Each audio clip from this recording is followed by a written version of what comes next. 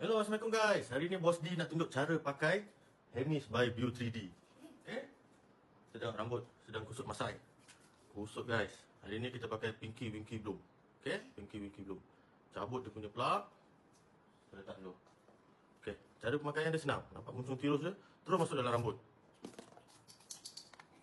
Masuk dalam rambut, spray. Okay. Kalau kita dah spray, kita kena gunakan sikat ajaib. Okay. Sikat je, ikut je pada side yang kita nak. Nanti rambut dia akan terletak cantik je guys.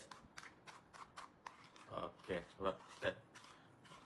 Sambil tu kita boleh garu-garu kepala.